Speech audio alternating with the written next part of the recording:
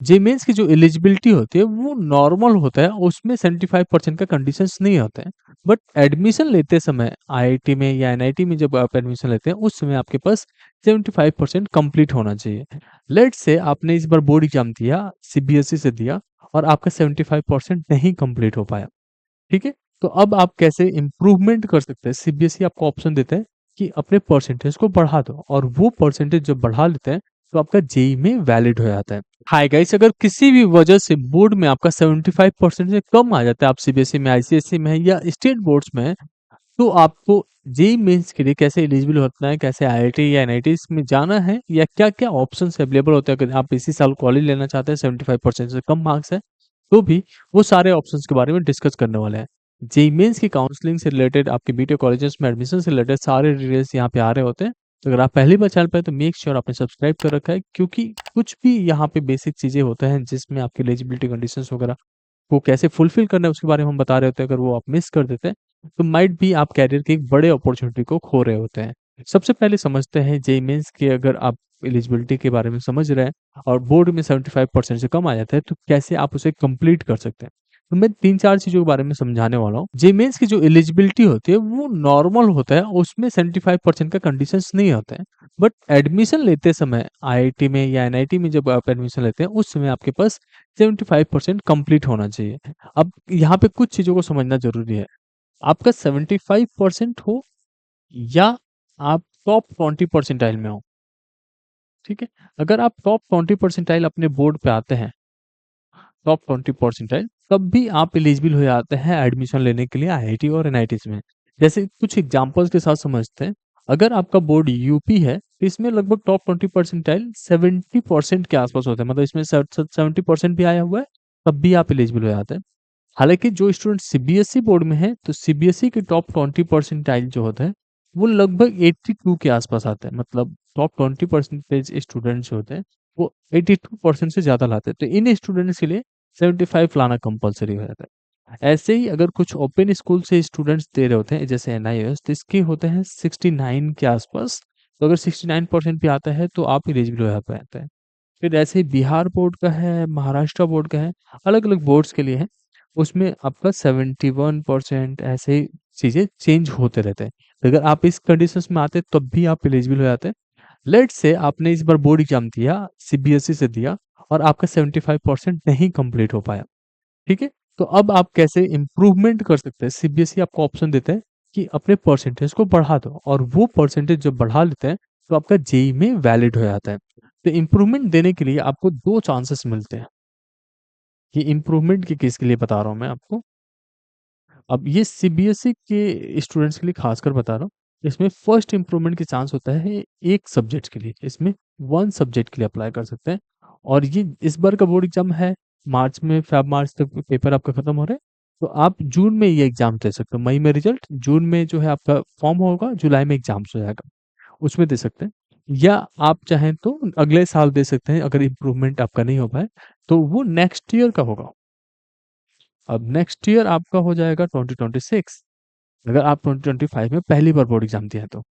इसमें आप 1 से या 1 से अधिक सब्जेक्ट जैसे 2, 3 या ऑल सब्जेक्ट तक का इम्प्रूवमेंट एग्ज़ाम्स दे सकते हैं वापस से। अब अगर आपका परसेंटेज इम्प्रूव हो जाता है और 75 प्लस हो जाता है, तो आप जो है जेईई के लिए वापस से एलिजिबल हो जाते हैं। एक चीज़ का खास ध्यान देना है, अगर आप केवल 2 सब्जेक्ट का अप्लाई करते हैं या 3 का अप्लाई करते हैं, तो ये जो है वो सब्जेक्ट्स को गिना जाता है पीछे से।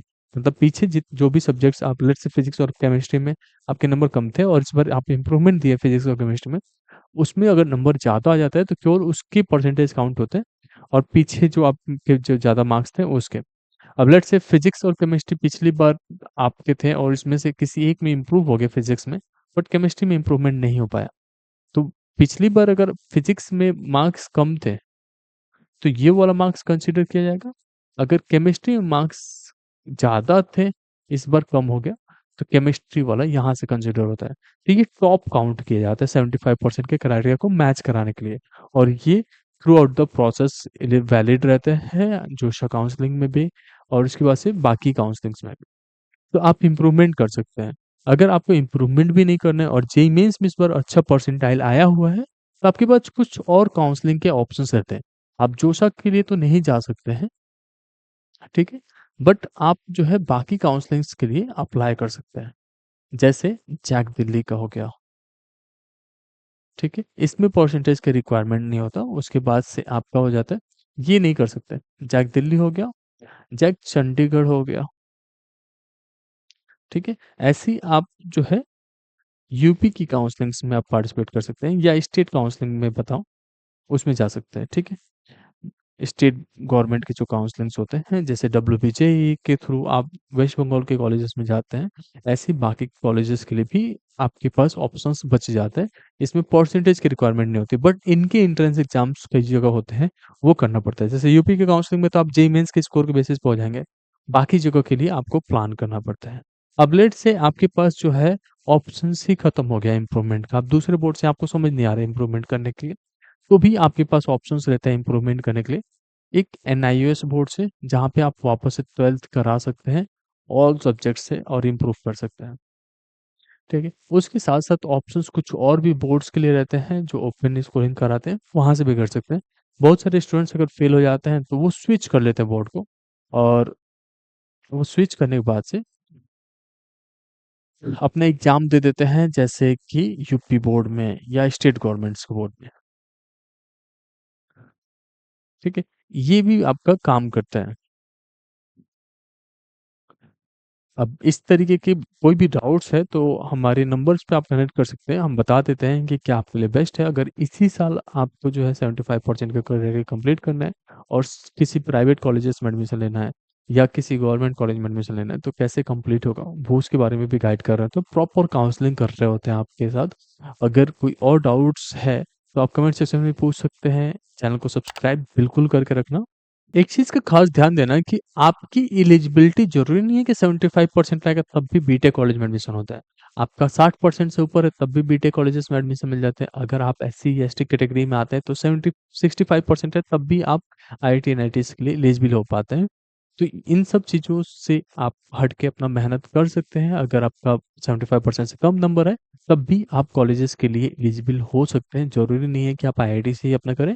बहुत सारे दूसरे भी प्रीमियम कॉलेजेस हैं जहाँ से आप अच्छा कर सके एंड अच्छी प्लेसमेंट ग्रैब कर सकते हैं। इसके रिगार्डिंग बहुत सारे वीडियोस हमारे चैनल पे आने वाले हैं, तो मेक श्योर आपने सब्सक्राइब कर रखा है, इस वीडियो को लाइक कर रखा है। होप इन आपको वीडियो पसंद आया होगा।